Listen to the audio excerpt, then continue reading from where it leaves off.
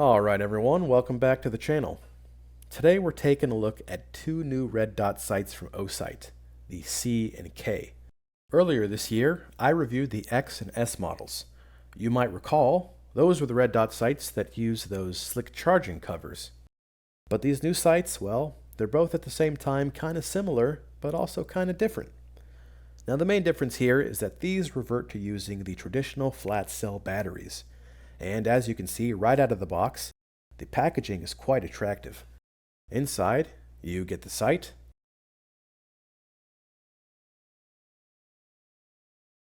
and you get a little accessory box which includes their multi-tool, the cell battery, and an even smaller plastic box of different size screws for mounting the sight to your individual optics plate.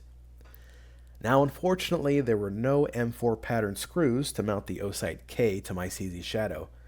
But that's no problem because I took a little trip down to the hardware store, and as you can see the results look pretty terrible if I may say so myself. But if it works, am I right? Oh, and I gotta give Osight props for incorporating this killer skull design into their little screwdriver multi-tool thingy. I thought that was pretty rad. Now let's start with the Osight C. It's clearly aimed at newer shooters as an entry-level red dot.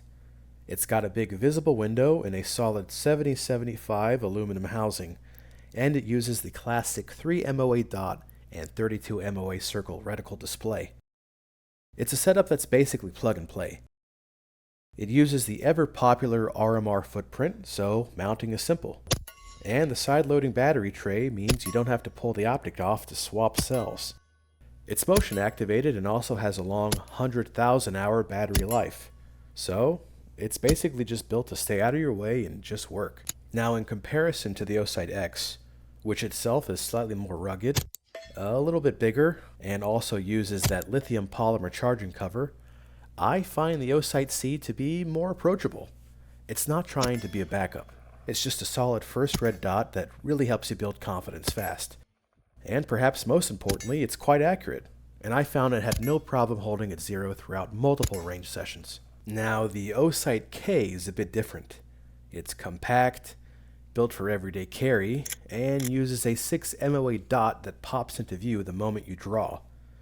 It has the same motion sensing wake, same side-loading battery tray, but with an RMSC footprint for smaller platforms. It's also made from 7075 aluminum, so it's tough enough for duty use, but still light and fast.